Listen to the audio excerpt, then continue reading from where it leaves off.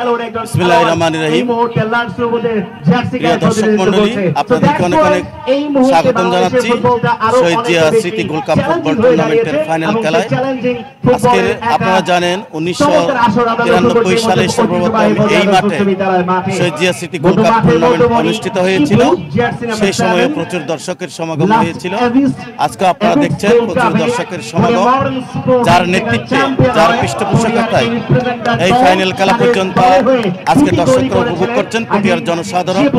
আমাদের সকলেই প্রিয় নেতা, সকলেই প্রিয় আমাদের রাজপথের নন্দিত জননেতা জনাব আলহাজ এনামুল হক এনাম ভাইয়ের নেতৃত্বে এই শহীদ জিয়া স্মৃতি gold cup football tournament final খেলা অনুষ্ঠিত হচ্ছে। আজকের খেলায় যিনি প্রধান অতিথি হিসেবে উপস্থিত আছেন,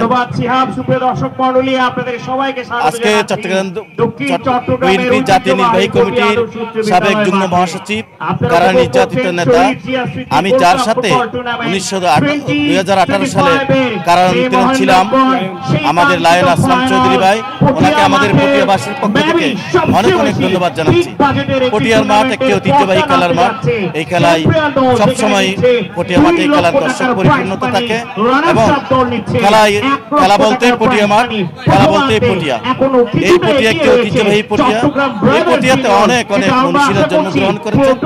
একজন ক্রীড়া সংগঠককে না স্মরণ না করলে আমার বক্তব্য কেমন যেন অপূর্ণ থেকে যায়।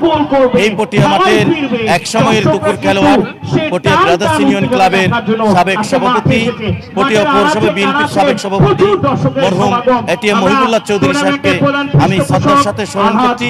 সেই সাথে সবাইকে আমার পক্ষ থেকে, পটিয়া ব্রাদার্স ইউনিয়নের পক্ষ থেকে, বাংলাদেশ জাতীয়তাবাদী দল পটিয়া পৌরসভা বিএনপির পক্ষ থেকে অন্তরস্থল থেকে ধন্যবাদ এবং মোবারকবাদ জানিয়েছি। সবাইকে ধন্যবাদ।